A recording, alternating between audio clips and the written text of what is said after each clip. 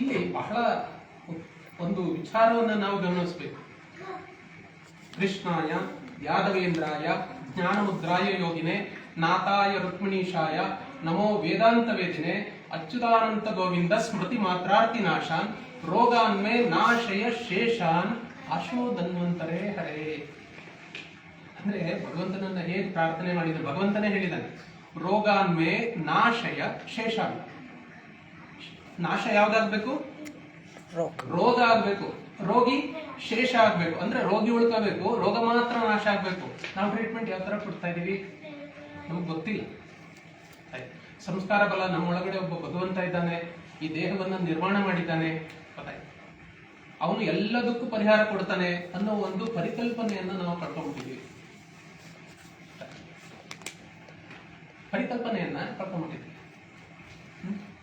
ಯಾವುದೇ ಒಂದು ಔಷಧಿಯನ್ನ ನಾವು ಸೇವನೆ ಮಾಡುವಾಗ ಅದರ ಪೂರ್ವಪರ ನಮಗೆ ಗೊತ್ತಿಲ್ಲ. ಔಷಧೀಂ ಜಾಹ್ನವಿ ತೋಯಂ ಶರೀರೇ ಜರ್ಜರಿಭೂತೆ ವ್ಯಾಧಿಗ್ರಸ್ತೆ ಕಳೆಬರೆ ಔಷಧೀಂ ಜಾಹ್ನವಿ ತೋಯಂ ವೈದ್ಯೋ ನಾರಾಯಣೋ ಹರಿಹಿ. ನಾರಾಯಣ ಎಲ್ಲಿದ್ದಾನೆ? ಇಲ್ಲಿದ್ದಾನೆ. ಈ ನಾರಾಯಣ ಯಾರು? ಇದಕ್ಕೂ ನಮ್ಮ ಗಾಯತ್ರಿಗೂ ಸಂಧ್ಯಾ ವಂದನೆಗೆ ಏನು ಅನ್ನೋದನ್ನ ನಾವು ಮುಂದೆ ನೋಡ್ತಾ ಹೋಗೋಣ. ಈ ನಾರಾಯಣ ಇವನನ್ನ ನಾವು ಕನ್ಸಲ್ಟ್ ಮಾಡಬೇಕಾಗಿತ್ತು. ಎಲ್ಲಿದ್ದಾನೆ ಅವನು? ನಮ್ಮ ಹೃದಯದಲ್ಲಿ ಇದ್ದಾನೆ. ಶರೀರವನ್ನು 3 ಭಾಗ ಮಾಡ್ತಾರೆ, ಉದರ, ಪುರ, ಶಿರ, 3 ಭಾಗ. ಈ 3 ಭಾಗದಲ್ಲಿ ತ್ರಿಗುಣಾತ್ಮಕ ದೇವತೆಗಳು ನೆಲೆಸಿರ್ತಾರೆ. ಬ್ರಹ್ಮ, ವಿಷ್ಣು, ಮಹೇಶ್ವರ. ಈ ಸ್ಥಿತಿಪಾಲಕನಾದ ನಾರಾಯಣ ಇಲ್ಲಿ ಕೂತಿದ್ದಾನೆ. ಅವನು ದೇಹವನ್ನು ನಡೆಸ್ತಕ್ಕ ಇರೋದವನು ಅವನನ್ನು ನಾವು ಕೇಳಬೇಕಾಗಿತ್ತು. ಅವನು ಹೃದಯಾಂತರ್ಗತನಾಗಿದ್ದಾನೆ, ಅವನನ್ನು ಕೇಳಬೇಕಾಗಿತ್ತು. ಔಷಧೀಂ ಜಾಹ್ನವಿ ತೋಯಂ. ಜಾಹ್ನವಿ ಅಂದ್ರೇನು? ಗಂಗಾಜಲವೇ ದಿವ್ಯ ಔಷಧ. ಗಂಗಾಜಲ ಒಂದು ಲೋಟ ಉದ್ದರಣ ಹಿಂಗೆ ಹಿಡ್ಕೊಂಡು ಇದನ್ನ ಆ ಮಂತ್ರವನ್ನ ಹೇಳಿ ಅದಕ್ಕೆ ಶಕ್ತಿಯನ್ನು ತುಂಬಿ ಅದನ್ನ ಕುಡಿದ್ರೆ ಔಷಧೀಂ ಜಾಹ್ನವಿ ತೋಯಂ, ಅದು ಔಷಧವಾಗಿ ಕೆಲಸ ಮಾಡುತ್ತೆ. ನಮಗದು ಇವತ್ತು ಸಾಧ್ಯ ಇದೆಯಾ? ಒಂದು ಲೋಟ ನೀರು ಕುಡಿದು ನನ್ನ ಕಾಯಿಲೆ ವಾಸಿ ಮಾಡ್ಕೊಳ್ಬೋದನ್ನ? ನಂಗೆ ಏನಾದ್ರು ಕ್ಯಾನ್ಸರ್ ಇತ್ತು ಅಂದ್ರೆ ಇದು ಔಷಧಿ ಇದೆ, ಇದು ಔಷಧಿ, ಇದನ್ನು ಕುಡೀಲಿ ವಾಸಿ ಆಗುತ್ತೆ ಅಂದ್ರೆ ನಾವೇನ್ ಮಾಡ್ತೀವಿ? ಭಗವಂತ ಕಾಪಾಡಪ್ಪ ಅಷ್ಟೇ, ಕುಡಿತೀವಷ್ಟೇ. ಆದ್ರೆ ಭಾವ ಇಲ್ಲ. ಇದನ್ನು ಕಳ್ಕೊಂಡ್ಬಿಟ್ಟಿದ್ದೀವಿ, ನಮ್ಮನ್ನು ನಾವು ಕಳ್ಕೊಂಡ್ಬಿಟ್ಟಿದ್ದೀವಿ. ನಾವು ಒಂದು ಪ್ರಶ್ನೆಯನ್ನ ಮಾಡೋಣ. ಸಾಮಾನ್ಯವಾಗಿ ಉದಾಹರಣೆಗೆ ನನಗೊಂದು ಕಾಯಿಲೆ ಇದೆ ಅಲ್ವಾ? ನಾನು ಪುರುಷಾರ್ಥಗಳನ್ನು ಇವೆಲ್ಲ ಮಾಡಬೇಕು ಅಂದ್ರೆ ನನ್ನ ಆರೋಗ್ಯ ಚೆನ್ನಾಗಿರ್ಬೇಕಲ್ವಾ? ನನಗೊಂದು ಕಾಯಿಲೆ ಇದೆ, ಅದು ಕ್ಯಾನ್ಸರೋ ಅಥವಾ ಹೃದಯದ ಸಮಸ್ಯೆನೋ ಅಥವಾ ಇನ್ಯಾವುದೋ ಕಿಡ್ನಿದೋ ಅಥವಾ ಬ್ರೈನ್ ಹ್ಯಾಮರೇಜ್ ಏನಾದ್ರೂ ಇರಲಿ. ಇದನ್ನ ಇಟ್ಟುಕೊಂಡು ನಾನು ಈ ರೀತಿಯ ಪುರುಷಾರ್ಥಗಳನ್ನ ಮಾಡ್ಲಿಕ್ಕೆ, ಅನುಷ್ಠಾನಗಳನ್ನ ಮಾಡ್ಲಿಕ್ಕೆ ಸಾಧ್ಯ ಆಗುತ್ತಾ? ಇಲ್ಲ. ಹಾಗಾದ್ರೆ ನಾವೇನ್ ಮಾಡ್ತೀವಿ? ಪರಿಹಾರ ಕಂಡುಕೊಳ್ಬೇಕಲ್ವಾ? ಪರಿಹಾರ ಕಂಡುಕೊಳ್ಬೇಕು ಅಂತ ಹೇಳಿದಾಗ ನಾವೇನ್ ಮಾಡ್ತೀವಿ? ಡಾಕ್ಟರ್ ಹತ್ರ ಹೋಗ್ತೀವಿ. ಡಾಕ್ಟರ್ ನಮ್ಗೆ ಏನ್ ಮಾಡ್ತಾರೆ? ಟ್ರೀಟ್ಮೆಂಟ್ ಕೊಡ್ತಾರೆ, ಹೌದಲ್ಲ? ಆದ್ರೆ ಅವರು ಟ್ರೀಟ್ಮೆಂಟ್ ಕೊಡ್ತಾರೆ ಹೊರತು ಗ್ಯಾರಂಟಿ ಕೊಡಲ್ಲ. ಕೊಟ್ಟಿದಾರ ಅಲ್ವಾ? ನಾವೇನ್ ಮಾಡ್ತೀವಿ? ಅವ್ರು ಹೇಳಿದಾಗೆ ಶಸ್ತ್ರಚಿಕಿತ್ಸೆ ಮಾಡಬೇಕು ಅಂತ ಹೇಳಿದ್ರೆ ನಮ್ದು ಶಸ್ತ್ರಚಿಕಿತ್ಸೆ ಮಾಡ್ಬೇಕು. ಡಾಕ್ಟರ್ ಹೇಳಿದ ಮೇಲೆ ಮುಗೀತು, ಹೌದಲ್ಲ? ಆಯ್ತು. ಶಸ್ತ್ರಚಿಕಿತ್ಸೆ ಆದ ನಂತರ ಅದು ಪರಿಹಾರವೇ ಅಲ್ಲ. ಆಪರೇಷನ್ ಆದ್ಮೇಲೆ ಏನ್ ಮಾಡ್ತೀವಿ ನಾವು? ಗೊಂಬೆ ತರ ಸುಮ್ಮನೆ ಕೂತಿರ್ಬೇಕಷ್ಟೇ. ಆ ಕಡೆ ತಿರ್ಗಂಗಿಲ್ಲ, ಈ ಕಡೆ ತಿರ್ಗಂಗಿಲ್ಲ, ಟೆನ್ಷನ್ ಮಾಡ್ಕೊಳ್ಳಂಗಿಲ್ಲ ಅಲ್ಲ? ಗೊಂಬೆ ತರ ಸುಮ್ಮನೆ ಮೆತ್ತಗೆ ಹೋಗ್ಬೇಕು, ಮೆತ್ತಗೆ ಬರಬೇಕು. ಅಂದ್ರೆ ನಮ್ಮ ಜೀವನ ಆಲ್ಮೋಸ್ಟ್ ಅಲ್ಲೇ ಮುಗಿದೋದಾಗ ಅದನ್ನ ಶಸ್ತ್ರಕ್ರಿಯೆ ಅಂತ ಹೇಳಿ ಕರೀತಾರೆ. ಯಾಕೆ ಕಾಯಿಲೆ ವಾಸಿಯಾಗಲಿಲ್ಲ? ಪೂರ್ತಿಯಾಗಿ ವಾಸಿಯಾಗಲಿಲ್ಲ ಯಾಕೆ ಕಾಯಿಲೆ? ಯಾಕೆ ಅಂತ ಹೇಳಿದ್ರೆ ಈ ದೇಹ ಏನು ಕಾಣಿಸ್ತಾ ಇದೆಯಲ್ಲ ಇದು ಒಂದೇ ಅಂತ ನಾವು ತಿಳ್ಕೊಂಡಿದೀವಿ. ಇದು ಒಂದೇ ಅಲ್ಲ. ಸ್ಥೂಲ, ಸೂಕ್ಷ್ಮ, ಕಾರಣ, 3 ಶರೀರಗಳು ಸೇರಿ ಈ ದೇಹ ಆಗಿರುವಂಥದ್ದು. 3 ಶರೀರಗಳು. ಚಿಕಿತ್ಸೆ ಆಗಿದ್ದೆಷ್ಟಕ್ಕೆ? ಒಂದೇ ಒಂದು ದೇಹಕ್ಕೆ, ಸ್ಥೂಲ ದೇಹಕ್ಕೆ ಮಾತ್ರ. ಹಾರ್ಟ್ ಆಪರೇಷನ್ ಮಾಡ್ತಾರೆ, ಮಂಡಿ ಅಂದ್ರೆ ಮಂಡಿನ ಆಪರೇಷನ್ ಮಾಡ್ತಾರೆ, ಬ್ರೈನ್ ಅಂದ್ರೆ ಇದು ತಲೆನ ಆಪರೇಷನ್ ಮಾಡ್ತಾರೆ, ಹೌದಲ್ಲ? 2 ದೇಹಗಳು ಅವಕ್ಕೂ ಕಾಯಿಲೆ ಬಂದಿದೆಯಲ್ಲ, ಅದನ್ನ ನಾವು ಡಾಕ್ಟರ್ ಕೈಲಿ ಮಾಡಿಸ್ಲಿಕ್ಕಾಗತ್ತಾ? ಯಾಕೆಂದ್ರೆ ಈ ಮನಸ್ಸು ಮತ್ತೆ ಆತ್ಮ ಎನ್ನುವುದು ಕಣ್ಣಿಗೆ ಕಾಣಲ್ಲ, ಕೈಗೆ ಸಿಗಲ್ಲ, ಅನುಭವದಿಂದ ಮಾತ್ರ ಪಡ್ಕೊಳ್ಬೇಕಾಗದು. ಹಾಗಾಗಿ ಈ 2 ದೇಹಗಳಿಗೆ ಯಾವಾಗ ಚಿಕಿತ್ಸೆ ಸಿಗೋದಿಲ್ವೋ ಹಾಗಾಗಿ ಕಾಯಿಲೆ ಸಂಪೂರ್ಣವಾಗಿ ವಾಸಿಯಾಗುತ್ತೆ. ಹಾಗಾದ್ರೆ ಏನ್ ಮಾಡ್ಬೇಕು? ಪೂರ್ತಿಯಾಗಿ ವಾಸಿ ಮಾಡ್ಕೊಳ್ಬೇಕು ಕಾಯಿಲೆ ಅಂತಾಗ ನಾವು ಈ ರೀತಿಯ ಒಂದು ಯೋಜನೆಗೆ ನಾವು ಒಳಪಡಬೇಕಾಗತ್ತೆ. ಈ ರೀತಿಯ ಕ್ರಿಯೆಗಳನ್ನ ಮಾಡಬೇಕಾಗತ್ತೆ. ಮನಸ್ಸಿಗೆ ಚಿಕಿತ್ಸೆಯನ್ನ ನೀಡಬೇಕಾಗುತ್ತೆ, ಆತ್ಮಕ್ಕೆ ಚಿಕಿತ್ಸೆಯನ್ನ ನೀಡಬೇಕಾಗುತ್ತೆ.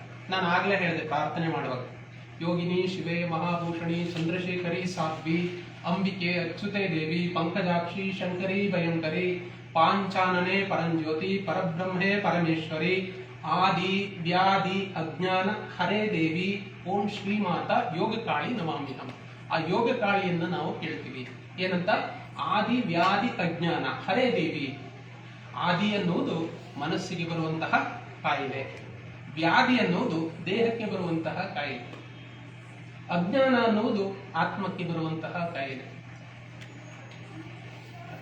ಈ 3 ರೋಗಗಳನ್ನ ನೀನು ಪರಿಹರಿಸಿ ನಮ್ಮನ್ನ ಕಾಪಾಡುತ್ತಾಯೇ ಅಂತ ಹೇಳಿ ನಾವು ಕೇಳ್ತೇವೆ.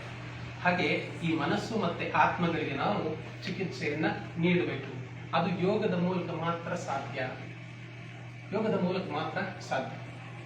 ಹಾಗಾಗಿ ನಾನು ಹೇಳಿದ್ದೆ, ಔಷಧಿ ತಗೊಳ್ಬೇಕಾದ್ರೆ ಅಟ್ಲೀಸ್ಟ್ ಒಂದು ಕನ್ಸಲ್ಟೆನ್ಸಿ, ನೀವು ಡಾಕ್ಟರ್ ಹತ್ರಕ್ಕೆ ಹೋಗೋದಕ್ಕಿಂತ ಮುಂಚೆ ಒಳಗಡೆ ಇರೋ ನಾರಾಯಣನನ್ನು ಒಂದು ಸರಿ ಕನ್ಸಲ್ಟ್ ಮಾಡಿ, ತಂದೆ ಇದಕ್ಕೆ ಏನು ಪರಿಹಾರ ಅಂತ ನಾವು ಯಾವತ್ತೂ ಸಮಾಧಾನ ಕೂತ್ಕೊಂಡು ಕೇಳೋದು.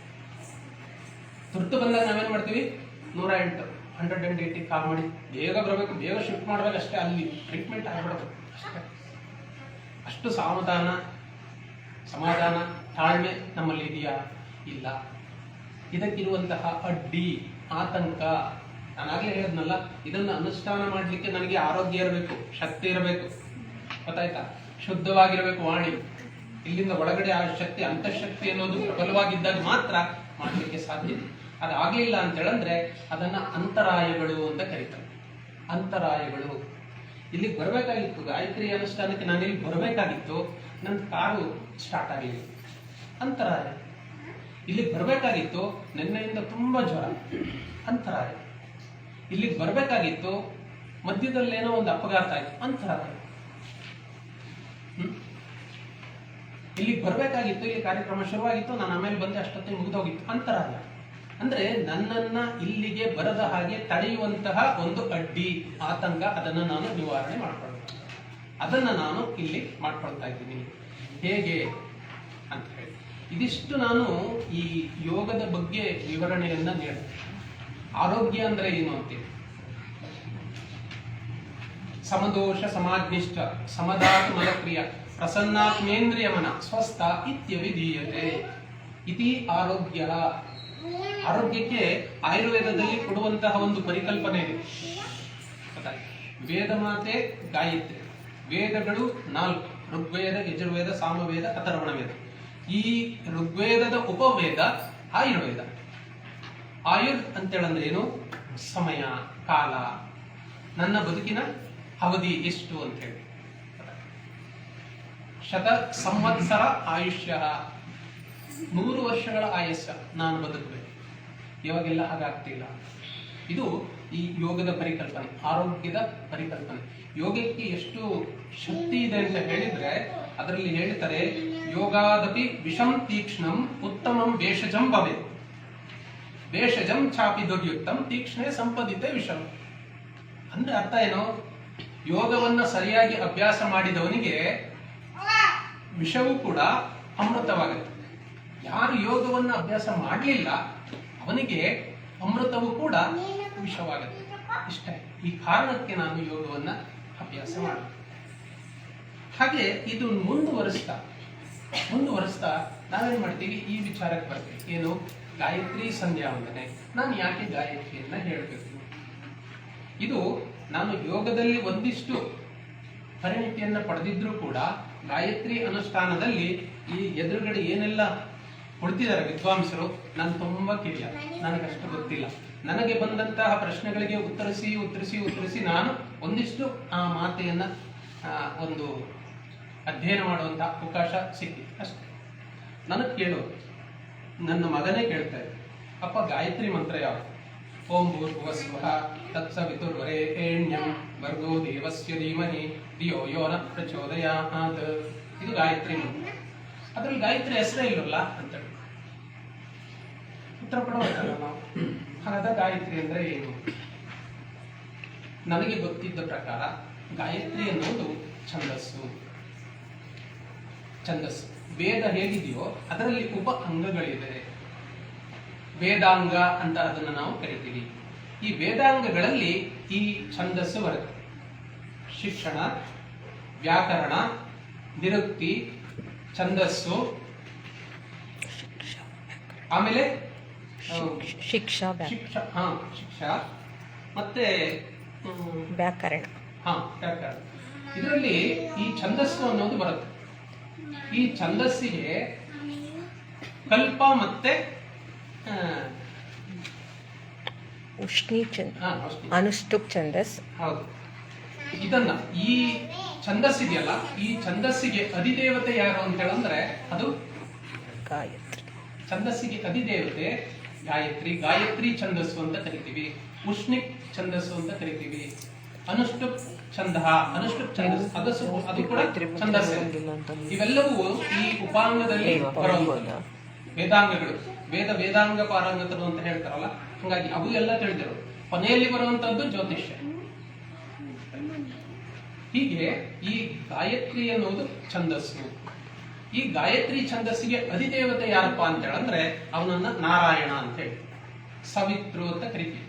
ಈ ಸವಿತ್ರು ಅಂತ ಹೇಳಂದಾಗ ಅವನನ್ನ ಶ್ರೀಮನ್ ನಾರಾಯಣ ಅಂತ ಹೇಳಿದೆ. ಹಾಗಾಗಿ ಆ ನಾರಾಯಣನ ವಿವಿಧ ನಾಮಗಳನ್ನು ನಾವಿಲ್ಲಿ ಹೇಳ್ತಾ ಹೋಗ್ತೀವಿ. ಓಂ ಕೇಶವಾಯ ಸ್ವಾಹ, ಓಂ ನಾರಾಯಣಾಯ ಸ್ವಾಹ, ಓಂ ಮಾಧವಾಯ ಸ್ವಾಹ, ಓಂ ಗೋವಿಂದಾಯ ನಮಃ, ಓಂ ವಿಷ್ಣುವೇ ನಮಃ ಅಲ್ವಾ? ಇವೆಲ್ಲವೂ ಕೂಡ ಆ ವಿಷ್ಣುವಿನ ನಾಮಗಳು. ಇದನ್ನ ನಾವು ನಮ್ಮ ಅನುಷ್ಠಾನದಲ್ಲಿ, ಯಾಕೆಂದ್ರೆ ಆ ಸವಿತ್ರ ದೇವತೆ ಏನಿದಾರಲ್ಲ ಅವರು ನಮಗೆ ಆ ಪ್ರಕೃತಿಯ ಮೂಲಕ ಶಕ್ತಿಯನ್ನ ನೀಡ್ತಾರೆ. ಆ ಒಂದು ಶಕ್ತಿಯನ್ನ ಏನಂತ ಕರಿತೀವಿ? ಪ್ರಣವ ಅಂತ ಹೇಳಿ ಕರಿತೀವಿ. ಪ್ರಣವ ಅಂತ ಹೇಳಂದ್ರೆ ಏನು? ಪ್ರಾಣವಾಹ ಇತಿ ಪ್ರಣವನ. ಅಂದ್ರೆ ಪ್ರಾಣವನ್ನ ಹರಿಸ್ತಕ್ಕಂಥವರು ಯಾರು?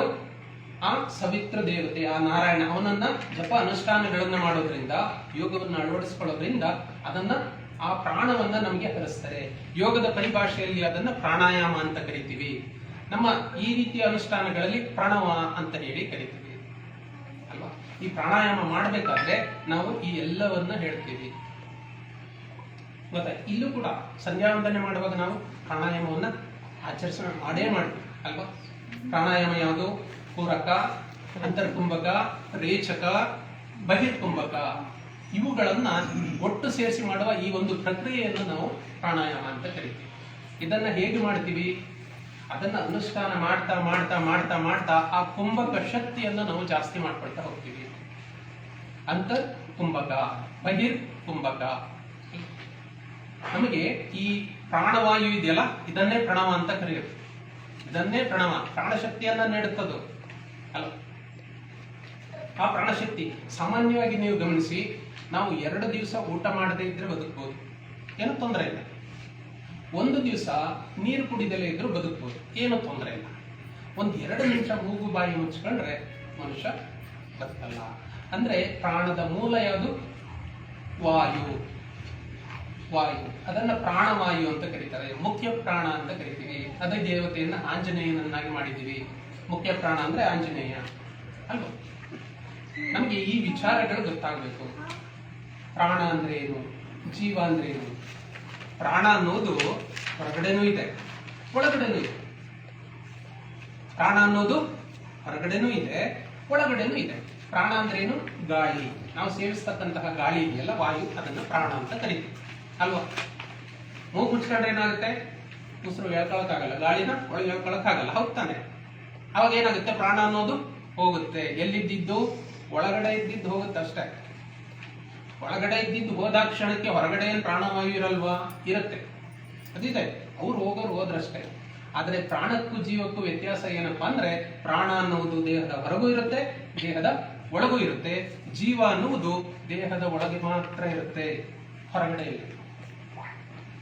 ಅದನ್ನು ಜೀವಾತ್ಮ ಅಂತ ಕರೀತಾರೆ. ಪರಮಾತ್ಮನ ಒಂದು ಅಂಶ ಜೀವ.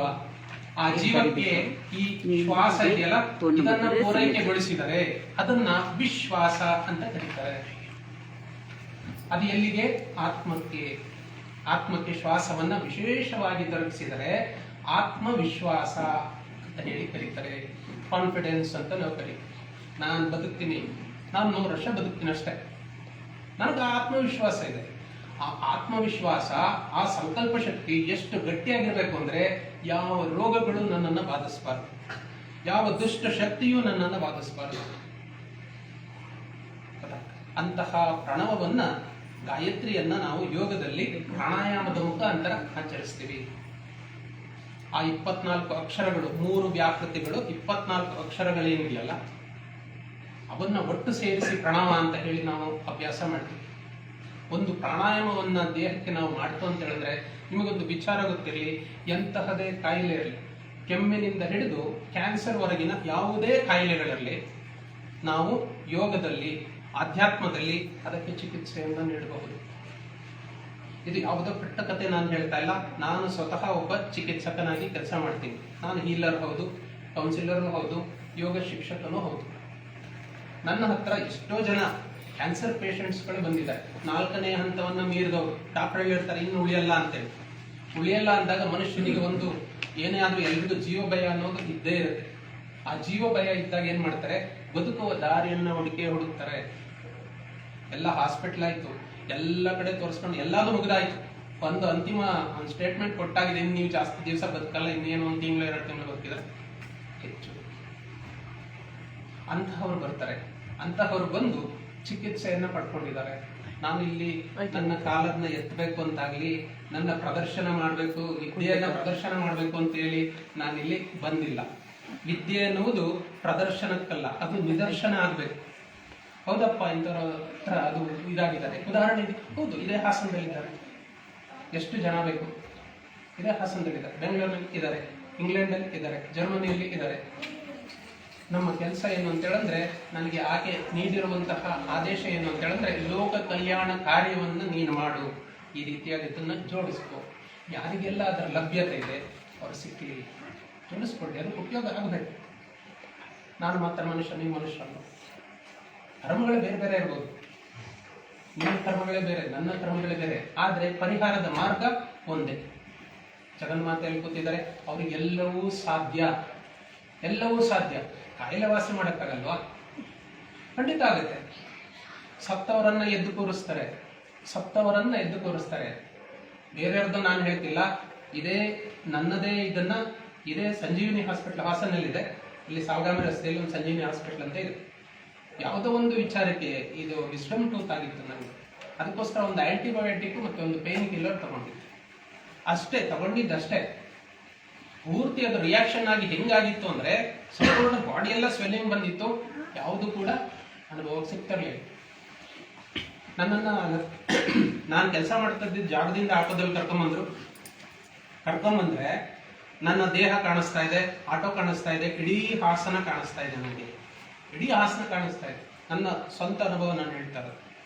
ಇಡೀ ಹಾಸನ ಕಾಣಿಸ್ತಾ ಇದೆ, ಹಳದಿ ಬಣ್ಣಕ್ಕೆ ಕಾಣಿಸ್ತಾ ಇದೆ. ನಿಧಾನವಾಗಿ ಮೇಲೆ ಮೇಲೆ ಮೇಲೆ ಮೇಲೆ ಮೇಲೆ ಹೋದಾಗ ನನಗೆ ಗೊತ್ತಾಯ್ತು, ಇಲ್ಲ ನಾನು ಬದುಕಿಲ್ಲ ಅನ್ನೋದು ಗೊತ್ತಾಯ್ತು.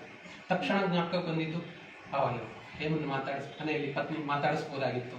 ಹಾಗಂತಿದ್ದಂಗೆ ಇನ್ನೂ ಮೇಲೆ ಹೋಗಿತ್ತು. ಗಗನ್ದೀಪ್ ಮಾತಾಡಿಸ್ಬೋದಾಗಿತ್ತು, ಇನ್ನೂ ಮೇಲೆ ಹೋಯ್ತು. ಆಮೇಲೆ ಅನ್ನಿಸ್ತು ಯಾರನ್ನೂ ಮಾತಾಡ್ಸಕ್ ಆಗಲ್ಲ, ಯಾಕಂದ್ರೆ ನಾನು ಬದುಕಿದ್ರೆ ತಾನೇ ಮಾತಾಡ್ಸಕ್ಕಾಗದು. ಇಲ್ಲ, ಆದ್ರೆ ಒಂದೇ ಅವಕಾಶ ಏನಿದೆ ಅಂದ್ರೆ ಜಗನ್ಮಾತೆಯನ್ನ ಪ್ರಾರ್ಥನೆ ಮಾಡ್ಬೋದು. ಓಂ ಶ್ರೀ ಮಹಾಕಾಳಿ ಗುರುಭ್ಯೋ ನಮಃ ಅಂದಿದ್ದಷ್ಟೇ ಸರ್. ನಾನು ಕಣ್ಮುಚ್ಚಿದ್ದೀನಿ, ನಾನು ಅನ್ಕಾನ್ಶಿಯಸ್ ಪ್ರಜ್ಞಾಹೀನ ಸ್ಥಿತಿಯಲ್ಲಿದ್ದೀನಿ, ಹಾಸ್ಪಿಟ್ಲಲ್ಲಿ ಇದ್ದೀನಿ. ಅಷ್ಟರೊಳಗಡೆ ಈ ಎಲ್ಲ ಪ್ರೋಸೆಸ್ ನಡೆಯೋದ್ರೊಳಗಡೆ ಡಾಕ್ಟರ್ ಹೇಳಿದ್ರು, ಇಲ್ಲ ಇವತ್ತು ತೀರೋಗಿದ್ದಾರೆ, ಬಾಡಿ ಆಚೆಗೆ ತಗೊಂಡೋಗಿ ಅಂತ ಹೇಳಿ ಸ್ಟ್ರೆಚರ್ ಮೇಲೆ ತಂದು ಬಾಡಿನ ಆಚೆ ಕಡೆ ಇಟ್ಟಿದ್ವಿ. ನನ್ನ ಕಲೀಗ್ಸ್ ಎಲ್ಲ ಫೋನ್ ಮಾಡಿದ್ರು, ಸರ್ ಪರಮೇಶ್ ಸರ್ ತೀರೋಗಿದ್ದಾರಂತೆ ಸರ್, ಇಲ್ವಂತೆ. ನಮ್ಮ MD ಅವರು ಅವಾಗ ಹೇಳಿ, ಅವ್ರ ಮನೆಯವ್ರಿಗೆ ಏನು ವಿಚಾರ ಹೇಳ್ಬೇಡ, ಮತ್ತಿನ್ನೇನಾದ್ರೂ ಅನಾಹುತ ಆದ್ರೆ ಕಷ್ಟ, ನಾನು ಅದನ್ನ ಹ್ಯಾಂಡಲ್ ಮಾಡ್ತೀನಿ ಅಂತ ಹೇಳಿ ಅವರೇ ಬಂದು ಮನೆಯವ್ರನ್ನು ಕರೆಸಿ ಹಾಸ್ಪಿಟ್ಲಿಗೆ ನಿರಂತರ ಒಂದು 3-4 ಗಂಟೆಗಳ ಸತತ ಪ್ರಯತ್ನದಿಂದ ನಾನು ಬದುಕಿ ಉಳಿದೆ. ಇದೆಲ್ಲ ನನ್ನ ಸ್ವಂತ ಅನುಭವ ನಾನು ಹೇಳ್ತೇನೆ. ಅಂದ್ರೆ ಆ ಮಹಾತಾಯಿಗೆ ಎಷ್ಟು ಶಕ್ತಿ ಇದೆ ಅಂತ ಹೇಳಿದ್ರೆ, ಸತ್ತವನನ್ನ ಎದ್ದು ಕೂರಿಸಿದ್ಲಲ್ಲ, ನಮ್ಮ ಕಾಯಿಲೆ ವಾಸಿಗಳು ಆಗಿದೆ.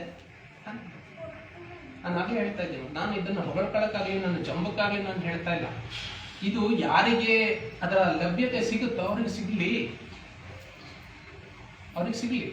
ಅವರು ಬದುಕಲಿ, ಬಾಳಲಿ. ಅದೇ ನನ್ನ ಲೋಕ ಕಲ್ಯಾಣ ಕಾರ್ಯ. ಇಂಥ ಒಂದು ಅವಕಾಶ ಆಯೋಜಕರಾಗಲಿ ಪ್ರಾಯೋಜಕರಾಗಲಿ ನನಗೆ ಕೊಟ್ಟಿರೋದು, ಅದು ಜಗನ್ಮಾತೆಯ ಸ್ವರೂಪರಾಗಿ ಅವರು ಇಲ್ಲಿ ಕೊಟ್ಟಿದ್ದಾರೆ. ಹೆಚ್ಚುಗಾರಿಕೆ ಏನಿಲ್ಲ, ಎಲ್ರಿಗೂ ಇದು ತಲುಪಬೇಕು. ಅಪಘಾತ ಆಗಿ, ಕಾರು ಮತ್ತೆ ಲಾರಿ ಅಪಘಾತ ಆಗಿ ಈ ಮೆದುಳು ಈಚೆಗೆ ಬಂದು, ಕಣ್ಣುಗುಡ್ಡೆ ಈಚೆಗೆ ಬಂದು ಹೀಲಿಂಗ್ ಮಾಡಿಕೊಡಿ, ಇವ್ರನ್ನ ಉಳಿಸ್ಕೊಡಿ ಅಂತ ಹೇಳಿ ಬಂದಿದ್ದೆ. ಎಲ್ಲಾದರೂ ಸಾಧ್ಯನಾ? ನಾನು MBBS ಅಲ್ಲ, ನಾನು ಯಾವುದೇ ಆರ್ಥೋಪೆಡಿಕ್ಸ್ ಅಲ್ಲ, ನಾನು ಆಂಕಾಲಜಿಸ್ಟ್ ಅಲ್ಲ, ನಾನು ಕಾರ್ಡಿಯಾಲಜಿಸ್ಟ್ ಅಲ್ಲ, ನಾನು ಸರ್ಜನ್ ಅಲ್ಲವೇ ಅಲ್ಲ. ನನಗದ್ರ ABCDನೂ ಗೊತ್ತಿಲ್ಲ. ನನ್ನ ಕೆಲಸ ಹೀಲಿಂಗ್, ಕೌನ್ಸಿಲಿಂಗ್, ಯೋಗ. ಇದರಲ್ಲಿ ಉಳಿಸೋದಕ್ಕೆ ಸಾಧ್ಯನಾ? ಯಾವ ನಂಬಿಕೆ ಮೇಲೆ ಅವ್ರು ಬಂದಿದ್ರು? ನಾವ್ಯಾರಾದ್ರೂ ಕರ್ಕೊಂಡು ಹೋಗ್ತೀವ? ಆಯುರ್ವೇದದ ಮೇಲೆ ನಮಗೆ ನಂಬಿಕೆ ಇದೆಯಾ? ಇಲ್ಲ. ಯೋಗದ ಮೇಲೆ ನಂಬಿಕೆ ಇದೆಯಾ? ಇಲ್ಲ. ಕೇವಲ ಅವೆಲ್ಲವೂ ಕೂಡ ಫಾರ್ಮಾಲಿಟೀಸ್ ಆಗಿದೆ. ಹುಷಾರಿಲ್ಲ ಅಂದರೆ ಈಗಲೂ ಕೂಡ ತಕ್ಷಣ ಫೋನ್ ಮಾಡೋದು ಹಾಸ್ಪಿಟಲ್ಗೆ. ಅದು ಚೆನ್ನಾಗಿರೋ ದೊಡ್ಡ ಹಾಸ್ಪಿಟಲ್ ಆಗಬೇಕು. ಸಾಕ್ರಾ, ಕೊಲಂಬಿಯಾ, ಚಾಂದ್ರೆ, ಒಕಾರ್ಡು, ಫೋರ್ಟಿಸು, ದೊಡ್ಡ ಹಾಸ್ಪಿಟ್ಲ್ ಆಗಬೇಕು. ದುಡ್ಡು ಹೇರಳವಾಗಿ ಖರ್ಚು ಮಾಡಬೇಕು. ನಾವು ಸಂಪಾದನೆ ಮಾಡಿದ್ವಿ ಏನನ್ನ? ಬಿಟ್ಟು ಹೋಗುವುದನ್ನ ಸಂಪಾದನೆ ಮಾಡಿದ್ವಿ. ಎಲ್ಲಿಯವರೆಗೆ? ವಯಸ್ಸಾಗುವವರೆಗೂ ಪೂರ ಬಿಟ್ಟು ಹೋಗೋದನ್ನೇ, ತಗೊಂಡು ಹೋಗಕ್ಕೆ ಆಗದಲೇ ಇರೋದನ್ನೇ ನಾವು ಸಂಪಾದನೆ ಮಾಡಿದ್ವಿ. ಜಗನ್ಮಾತೆ ಕೊಟ್ಟಂತಹ ಶಕ್ತಿಯನ್ನೆಲ್ಲ ಅದಕ್ಕೆ ವ್ಯಯ ಮಾಡಿದ್ವಿ. ಯಾವುದಕ್ಕೆ? ತಗೊಂಡೋಗಕ್ಕೆ ಆಗದಲೇ ಇರೋದಕ್ಕೆ. ತಗೊಂಡೋಗಕ್ಕೆ ಆಗೋದಕ್ಕೆ ಏನಾದರೂ ಮಾಡಿದ್ವಾ? ಯಾವುದನ್ನು ತಗೊಂಡೋಗ್ಬೋದು? ಪ್ರೀತಿ, ವಿಶ್ವಾಸ, ದಯೆ, ಅನುಕಂಪ, ಅಂತಃಕರಣ ಅಲ್ವಾ? ಪುಣ್ಯ ಕರ್ಮಗಳು, ಇದನ್ನ ತಗೊಂಡೋಗ್ಬೋದಲ್ಲ. ನಾನು ಆಗ್ಲೇ ಹೇಳಿದೆ, ನಮಗೆಲ್ಲ ಗೊತ್ತಿರಲಿ. ಪಾಪ ಪುಣ್ಯಗಳ ಬಗ್ಗೆ ವಿಶೇಷವಾದ ಭಯ ಯಾಕಿರಬೇಕು ಅಂತ ಹೇಳಂದ್ರೆ, ಕರ್ಮಗಳು ಯಾವ್ದಕ್ಕೆ ಅಂಟುಕೊಳ್ಳುತ್ತೆ ಅಂದ್ರೆ ದೇಹಕ್ಕೆ ಅಂಟುಕೊಳ್ಳಲ್ಲ, ಮನಸ್ಸಿಗೆ ಅಂಟುಕೊಳ್ಳಲ್ಲ, ಆತ್ಮಕ್ಕೆ ಅಂಟುಕೊಳ್ಳುತ್ತೆ. ಕರ್ಮ ಆತ್ಮಕ್ಕೆ ಅಂಟುಕೊಳ್ಳೋದು. ಅದು ಪುಣ್ಯನಾರು ಆಗಿರ್ಲಿ, ಪಾಪನಾರು ಆಗಿರ್ಲಿ, ಕರ್ಮಗಳು ಅಂಟುಕೊಳ್ಳೋದೇ ಆತ್ಮಕ್ಕೆ. ಅದೇ ಕಾರಣಕ್ಕೋಸ್ಕರ ಮುಂದಿನ ಜನ್ಮದಲ್ಲೂ ಇನ್ನೊಂದು ಶರೀರಕ್ಕೆ ಹೋದ ಜನ್ಮದ ಕರ್ಮ ಮುಂದಿನ ಜನ್ಮದಲ್ಲಿ ಅನುಭವಿಸ್ಬೇಕು. ಯಾಕೆಂದ್ರೆ ಆತ್ಮಕ್ಕೆ ಅಂಟಿಕೊಂಡಿರೋದು. ಆತ್ಮಕ್ಕೆ ಸಾವಿಲ್ಲ, ಅದಕ್ಕೆ ಅಂಟಿಕೊಂಡಂತಹ ಕರ್ಮಗಳಿಗೂ ಕೂಡ ಸಾವಿಲ್ಲ. ಇದು ಒಂದನ್ನೇ ನಾವು ತಗೊಂಡೋಗೋದು, ಪುಣ್ಯ ಮತ್ತೆ ಪಾಪ ಇವೆರಡನ್ನು. ಹಾಗಾಗಿ ಪುಣ್ಯ ಕಾರ್ಯಗಳನ್ನು ನಾವು ಮಾಡಬೇಕು, ಪುಣ್ಯ ಸಂಪಾದನೆಯನ್ನ ಮಾಡಬೇಕು. ಪುಣ್ಯ ಸಂಪಾದನೆ ನಾವೆಷ್ಟು ಮಾಡಿದ್ವಿ ಅದು ನಮಗೆ ಗೊತ್ತಿಲ್ಲ, ಇನ್ನೊಬ್ರು ಬೇರೆಯವ್ರು ಹೇಳಿದ್ರೆ ತಪ್ಪಾಗುತ್ತೆ. ಎರಡು ವಿಚಾರಗಳನ್ನ ಮನುಷ್ಯ ಅರ್ಥ ಮಾಡ್ಕೊಳ್ಬೇಕು. ಒಂದು ಜೀವ, ಇನ್ನೊಂದು ಜೀವನ. ಜೀವಕ್ಕೂ ಜೀವನಕ್ಕೂ ಇರೋ ವ್ಯತ್ಯಾಸ ಏನಪ್ಪಾ ಅಂತ ಹೇಳಿದ್ರೆ, ಜೀವನ ಅಂತ ಹೇಳಿದ್ರೆ ಬದುಕಿಗೆ ನಾನು ಏನೆಲ್ಲ ಮಾಡ್ಕೊಂಡಿದ್ದೀನಲ್ಲ, ಒಳ್ಳೆ ಡ್ಯೂಪ್ಲೆಕ್ಸ್ ಮನೆ ಕಟ್ಟಿದ್ದೀನಿ, ಕೋಟಿಗಟ್ಟಲೆ ಹಣ ಸಂಪಾದನೆ ಮಾಡಿದ್ದೀನಿ, ಮಕ್ಕಳನ್ನ ಚೆನ್ನಾಗಿ ಓದಿಸಿದ್ದೀನಿ, ಮದುವೆ ಮಾಡಿದ್ದೀನಿ, ಕಾರ್ ತಗೊಂಡಿದ್ದೀನಿ, ಬೇಕಾದಷ್ಟು ಬಂಗಾರ ಇದೆ. ಇವೆಲ್ಲವೂ ಕೂಡ ಸಂಪಾದನೆ ಯಾತಕ್ಕೆ? ಜೀವನಕ್ಕೆ, ಜೀವಕ್ಕಲ್ಲ. ಜೀವಕ್ಕೆ ಏನ್ ಮಾಡಿದಿರಿ? ಜೀವಕ್ಕೇನು ಮಾಡ್ಲಿಲ್ಲ, ಏನು ಮಾಡ್ಲಿಲ್ಲ. ನಮಗ್ ಜೀವ ಇದೆ ಅಂತ ಗೊತ್ತಾಗೋದು ಯಾವಾಗ ಗೊತ್ತಾ? ಯಾವಾಗ್ಲೋ ಒಂದ್ಸರಿ ಇದ್ದಕ್ಕಿದ್ದಂಗೆ ಕೊಲಾಪ್ಸ್ ಆಗಿ ಬೀಳ್ತೀವಲ್ಲ, ಕೊಲಾಪ್ಸ್ ಆಗಿ ಬಿದ್ದು ಅನ್ಕಾನ್ಶಿಯಸ್ ಆಗಿ ಬಿದ್ದಾಗ ತಕ್ಷಣ ಹಾಸ್ಪಿಟಲ್ ಕರ್ಕೊಂಡು ಹೋಗ್ತಾರೆ. ಇಲ್ಲ ರೀ, ಬ್ಲಾಕೇಜ್ ಆಗಿದೆ, 70%, 80% ಬ್ಲಾಕೇಜ್ ಆಗಿದೆ, ಇಮಿಡಿಯೇಟ್ ಆಪರೇಷನ್ ಆಗ್ಬೇಕು, ಸ್ಟಂಟ್ ಆಗ್ಬೇಕು, ಬೈಪಾಸ್ ಆಗ್ಬೇಕು, ಓಪನ್ ಹಾರ್ಟ್ ಸರ್ಜರಿ ಏನೋ ಮಾಡ್ಬೇಕು. ಅವಾಗಲೇ ನಮಗೆ ಗೊತ್ತಾಗುತ್ತೆ ಪ್ರಯೋಜನ ಏನಾಗ್ ಗೊತ್ತಾದ್ರೆ, ಅವಾಗ ಗೊತ್ತಾದ್ರೆ ಪ್ರಯೋಜನ. ಈ ಸಂಸ್ಕಾರಗಳು ನಮಗೆ ಗೊತ್ತಾಗ್ಬೇಕಾಗಿತ್ತು. ಯಾವಾಗ ಅಂತ ಹೇಳಿದ್ರೆ ಆ ವಯಸ್ಸಿನಿಂದಲೇ ಗೊತ್ತಾಗ್ಬೇಕಾಗಿತ್ತು. ಅದಕ್ಕೋಸ್ಕರ ನಮಗೆ ಸಂಸ್ಕಾರಗಳನ್ನು ನೀಡೋದಕ್ಕೆ 8ನೇ ವಯಸ್ಸಿನಲ್ಲೇ ನಮಗೆ ಉಪನಯನ ಇವುಗಳನ್ನೆಲ್ಲ ಯಾಕೆ ಮಾಡ್ತಾರೆ ಅಂತ ಹೇಳಿದ್ರೆ, ಈ ಎಲ್ಲ ವಿದ್ಯೆಗಳು ಗೊತ್ತಾಗಬೇಕು, ಇದರ ಶಕ್ತಿ ಗೊತ್ತಾಗಬೇಕು. ಮಂತ್ರ ಹೇಳಿದ್ರೆ ಕಾಯಿಲೆ ವಾಸಿ ಇರುತ್ತಾ? ಶಕ್ತಿ ಬರುತ್ತಾ? ದೈವಾಧೀನಂ ಜಗತ್ ಸರ್ವಂ ಮಂತ್ರಾಧೀನಂತು ದೈವತಾಂ ತನ್ಮಂತ್ರ ಬ್ರಾಹ್ಮಣಾಧೀನಂ ಮಮ ದೈವ ಬ್ರಾಹ್ಮಣ ಅಲ್ವಾ? ನಾವು ಅದನ್ನ ಯಾರನ್ನ ನೋಡ್ತೀವಿ? ನಾವು ನಮಗೆ ಮಂತ್ರ ಗೊತ್ತಿಲ್ಲ. ಯಾವ ಮಂತ್ರ ಗೊತ್ತಿದೆ? ನಮಗೆ ಗೊತ್ತಿಲ್ಲ. ನಮ್ದು ಸಾಮಾನ್ಯರು. ನಾವು ಏನೋ ವಿಶೇಷ ಕಾರ್ಯಕ್ಕೆ ಅಂತ ಹೇಳಿದ್ರೆ ಅವರಿದ್ದಾರೆ, ಪ್ರದೀಪ್ ಶರ್ಮಾ ಅವರಿದ್ದಾರೆ, ಅವ್ರಿಗೆ ಎಲ್ಲದೂ ಬರುತ್ತೆ. ನಮಗೆ ಹಾಗಾದ್ರೆ ಎಲ್ಲ ಪುಣ್ಯ ಅವರಿಗೇನ? ನಮಗೇನು? ಸಾಮಾನ್ಯರಿಗೇನು? ನಾವು ಸಂಸಾರಸ್ಥರು, ನಾವು ಸನ್ಯಾಸಿಗಳಲ್ಲ. ಹಾಗಾದ್ರೆ ನಮಗೆ ಪುಣ್ಯ ಹೇಗೆ? ಮಮ ದೈವ ಬ್ರಾಹ್ಮಣ, ಆ ಬ್ರಹ್ಮಜ್ಞಾನವನ್ನು ಪಡೆದಂತಹವರನ್ನ ಬ್ರಾಹ್ಮಣರು ಅಂತ. ಜನ್ಮನೇ ಜಾಯತೆ ಜಂತು ಕರ್ಮಣೇ ಜಾಯತೆ ದ್ವಿಜ ಸಂಸ್ಕಾರೇ ದ್ವಿಜ ಉಚ್ಯತಿ ಬ್ರಹ್ಮಜ್ಞಾನೇತಿ ಬ್ರಾಹ್ಮಣ.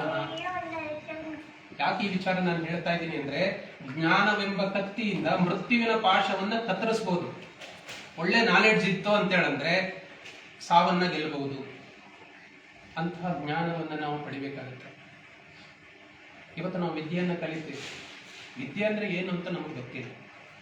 ವಿದ್ಯೆ ಅಂದ್ರೆ ಅರ್ಥ ಏನು, ನಮ್ಗೇನು ಅಂತ ಹೇಳಿದ್ರೆ ಫೀಸು ಎಷ್ಟು ಲಕ್ಷ ಆದ್ರೂ ಸರಿ ಕಟ್ತೀವಿ, ಕಳಿಸ್ತೀವಿ ಮಕ್ಕಳನ್ನು. ಆದರೆ ಸಂಸ್ಕಾರವನ್ನು ನಾವು ಕೊಡೋದ್ರಲ್ಲಿ ನಾವು ವಿಫಲರಾಗಿದ್ವಿ. ನಾನು ಈ ಪ್ರವಚನ ಮಾಡುವಾಗ ಪ್ರದೀಪ್ ಶರ್ಮಾ ಅವರು ನನಗೆ ಒಂದು ವಿಚಾರ ಹೇಳಿದರು. ಸರ್, ಮಕ್ಕಳಿಗೆ ಈ ವಿಚಾರವನ್ನು ತಲುಪಿಸ್ಬೇಕು, ಅವ್ರಿಗೆ ಗೊತ್ತಾಗಬೇಕು ಅಂತ ಹೇಳಿ. ಹೌದಲ್ವಾ? ಅವ್ರಿಗೆ ಗೊತ್ತಾಗಬೇಕು. ಅವ್ರಿಗೆ ಗೊತ್ತಾಗಬೇಕು ಅಂತ ಹೇಳಂದ್ರೆ ನಾವೇನು ಮಾಡಬೇಕು? ಅಧ್ಯಾಪನ ಮಾಡಬೇಕು. ನಾವು ಅಧ್ಯಾಪನ ಮಾಡಿದ್ದನ್ನು ಅವರು ಅಧ್ಯಯನ ಮಾಡಬೇಕು. ನಾನು ಅಧ್ಯಾಪನ ಮಾಡಬೇಕು, ಅವರು ಅಧ್ಯಯನ ಮಾಡಬೇಕು, ಇಬ್ಬರು ಸೇರಿ ಅನುಷ್ಠಾನ ಮಾಡಬೇಕು. ಆಗ ಮಾತ್ರ ಸಾರ್ಥಕ್ಯ. ಇಲ್ಲ ಅಂತ ಹೇಳಂದ್ರೆ ಮಂತ್ರಗಳಷ್ಟೇ ಈ ಕಿವಿಲಿ ಬೀಳುತ್ತೆ, ಈ ಕಿವಿಲಿ ಆಚೆ ಹೋಗಿರುತ್ತೆ. ಎಷ್ಟು ಆಳವಾದ ವಿಚಾರಗಳಿವೆ, ಎಷ್ಟು ಆಳವಾದ ವಿಚಾರಗಳು. ಆ ಮಂತ್ರಗಳು ಬಾಯಿಂದ ಬರುತ್ತಲ್ಲ, ಅದನ್ನು ವಾಣಿ ವಾಗ್ದೇವಿ ಅಂತ ಕರೀತಾರೆ. ಆದ್ರೆ ಆ ಮಾತುಗಳೆಲ್ಲ ಹೇಗೆ ಬರ್ತಾ ಇದ್ದಾವೆ? ನಮ್ಮವು ಕೆಟ್ಟ ಕೆಟ್ಟ ರೀತಿಯಲ್ಲಿ ಬರ್ತಾ ಇದ್ದಾವೆ. ಅಶ್ವಿನಿ ದೇವತೆಗಳು ಅಸ್ತು ಅಂತ ಇರ್ತಾರೆ. ಮನೆಯಲ್ಲಿ ಒಳ್ಳೆ ಮಾತಾಡಿ ಅಂತ ಹೇಳ್ತೀವಿ ನಾವು. ಅಗ್ನಿ ಕಾರ್ಯಗಳನ್ನು ಮಾಡಿ ಇವನ್ನೆಲ್ಲ ರೂಢಿಸ್ಕೊಳ್ಳೋಣ. ನಮಗಿದೆಲ್ಲ ಆ ಜನ್ಮ ಸಿದ್ಧ ಹಕ್ಕು. ಆದರೆ ನಾವು ಈ ವಿಚಾರವಾಗಿ ಎಷ್ಟು ಹೊಡೆದಾಡ್ತಾ ಇರೋದು ವಿಪರ್ಯಾಸ ಅಂತ ಹೇಳಂದ್ರೆ ಇನ್ನು ಆ ಹಂತಕ್ಕೆ ನಾವು ಬರಲೇ ಇಲ್ಲ. ನಮ್ಗೆಲ್ಲದಕ್ಕೂ ಕೂಡ ಏನಪ್ಪಾ ಅಂತ ಹೇಳಂದ್ರೆ ಕಾಲೆಳೆಯುವ ಬುದ್ಧಿ. ನನಗಿಂತ ಒಬ್ಬರೇನಾದ್ರೂ ಚೆನ್ನಾಗಿ ತಿಳ್ಕೊಂಡಿದ್ದಾರೆ ಅಂತ ಹೇಳಿದ್ರೆ ನಾವೇನ್ ಮಾಡ್ತೀವಿ? ಅವರನ್ನ ಗೌರವಿಸುವುದರ ಬದಲು ಹೊಡೆದು ಬಿಡ್ತೀವಿ. ಎಲ್ಲಿ ಓವರ್ಟೇಕ್ ಮಾಡ್ತಾನೋ, ನನ್ನ ವರ್ಚಸ್ಸು ಎಲ್ಲಿ ಕಡಿಮೆ ಆಗುತ್ತೋ, ಈ ರೀತಿಯ ಭಾವ ಶೂನ್ಯವಾದಾಗ ಮಾತ್ರ ಇದರ ಲಾಭ ಸಾಧ್ಯವೇ ಹೊರತು ಈ ಎಲ್ಲ ಕಲ್ಮಶಗಳನ್ನ ಒಳಗಿಟ್ಕೊಂಡು ನಾನು ಏನೇ ಸಂಧ್ಯಾ ವಂದನೆ ಮಾಡಿದ್ರು ಅದರ ಫಲ ಇಲ್ಲ. ಯಾಕೆಂತ ಹೇಳಂದ್ರೆ ಭಗವಂತ ನಾವು ಯಾವುದನ್ನು ಕೇಳಲ್ಲ. ಆಡಂಬರ ಇವು ಯಾವುದನ್ನು ಕೇಳಲ್ಲ. ಅವನು ಕೇಳೋದೇನೋ ಭಕ್ತಿ, ಶ್ರದ್ಧೆ, ತಾಳ್ಮೆ ಅಷ್ಟೇ ಅವನು ಕೇಳೋದು. ನನಗಿನ್ನೇನು ಕೊಡೋ ಅವಶ್ಯಕತೆ ಇಲ್ಲ, ನಾನು ನಿನಗೆ ಕೊಡೋವಂಥದ್ದು. ಆದರೆ ಎಲ್ಲವನ್ನೂ ಕೊಡ್ತಾನೆ. ಆದರೆ ಭಕ್ತಿ, ಶ್ರದ್ಧೆ, ತಾಳ್ಮೆ ಈ ಮೂರನ್ನ ಕೊಡೋದಿಲ್ಲ. ಅದನ್ನು ನಾವು ಬೆಳೆಸ್ಕೊಳ್ಬೇಕು. ಅಲ್ಲಿ ನಾವು ವಿಫಲರಾಗ್ತಾ ಇದ್ದೀವಿ. ಅವರ ಒಂದು ಈ ಮಹತ್ ಕಾರ್ಯ ಏನಿದೆಯಲ್ಲ, ಮನೆ ಮನೆಯಲ್ಲಿ ಗಾಯತ್ರಿ ರೀತಿ ಜಾಗೃತಿಯನ್ನು ಮೂಡಿಸ್ತಾ ಇದ್ದಾರಲ್ಲ, ಅವ್ರಿಗೆ ಎಷ್ಟು ಲಾಭ ಆಯಿತು ಅಂತ ಒಂದ್ಸರಿ ಪ್ರಶ್ನೆ ಮಾಡಿ. ಎಷ್ಟು ಲಕ್ಷ ಮಾಡಿದ್ರು, ಎಷ್ಟು ಕೋಟಿ ಮಾಡಿದ್ರು ಅಲ್ವಾ? ಅವ್ರು ಮಾಡ್ಬೋದು. ಅವ್ರಿಗೆ ವಿದ್ವತ್ತಿದೆ, ಅವ್ರ ಮನೇಲಿ ಅವ್ರ ಪಾಡಿಗೆ ಅವ್ರು ಮಾಡ್ಕೊಂಡು ಅವ್ರ ಪುಣ್ಯ ಸಂಪಾದಿಸ್ಕೊಂಡು ಸುಮ್ಮನೆ. ಈ ಲೋಕ ಕಲ್ಯಾಣ ಅರ್ಥ ಕಾರ್ಯ ಯಾಕೆ ಮಾಡ್ಬೇಕಾಯ್ತು? ಇಷ್ಟು ಜನ ಎಲ್ಲ ಯಾಕೆ ಸೇರಿಸ್ಬೇಕು? ಗೊತ್ತಿಲ್ಲದೆ ಇದ್ದವ್ರಿಗೆ ಏನು ಅನ್ಸುತ್ತೆ ಅಂದ್ರೆ, ಇವರು ಕಿಲೋಮೀಟರ್ ಲೆಕ್ಕದಲ್ಲಿ ಮಾತಾಡ್ತಾ ಇದ್ದಾರೆ, ನಮ್ಗೆ ಇತ್ತಾಲೆ ಕೂಡ ಏನೂ ಅರ್ಥ ಆಗ್ತಾ ಇಲ್ಲ ಅಂತ. ಸರಳವಾಗಿ ಇದನ್ನು ಹೇಳಿಸುವಂತ ಒಂದು ಪ್ರಯತ್ನವನ್ನ ಎಲ್ಲರ ಕೈಲಿ ಮಾಡಿಸ್ತಾ ಇದಾರಲ್ಲ, ಅದು ವಿದ್ಯೆಗೆ ಒಂದು ಭೂಷಣ. ಅಲ್ಪಾಕ್ಷರ ರಮಣೀಯಂ ಕಥೆಯತೆ ಇತಿ ಫಲುವಾಗ್ಮಿ ಅಂತ ಹೇಳಿ ತುಂಬಾ ಕ್ಲಿಷ್ಟವಾಗಿರೋದಿರುತ್ತಲ್ಲ, ಅದನ್ನ ಬಹಳ ಸರಳೀಕೃತಗೊಳಿಸಿ ಸಾಮಾನ್ಯ ಜನರಿಗೂ ತಲುಪಬೇಕದು. ಸಾಮಾನ್ಯ ಜನರಿಗೂ ತಲುಪಬೇಕು. ಹಾಗೆ ಮಾಡ್ಬೇಕಾಗಿತ್ತು. ಅದು ನನ್ನ ಕೆಲಸ. ನನಗೆ ಯಾಕೆ ಅದು ಅವ್ರ ಕೆಲಸ. ಮನೆ ಮನೆಗೆ ಆಯ್ತ್ರಿ. ಪ್ರದೀಪ್ ಶರ್ಮಾನೇ ಫೋನ್ ಮಾಡಿ, ನಮ್ಗೆ ಆ ಜವಾಬ್ದಾರಿ ನಾವು ತಗೊಳ್ಳೇ ಇಲ್ವಲ್ಲ. ಇದು ನನ್ನ ಕೆಲಸ ಅಂತೇಳಿ ನಮಗೆ ಬರಬೇಕಲ್ಲ. ಬರಲಿಲ್ಲ.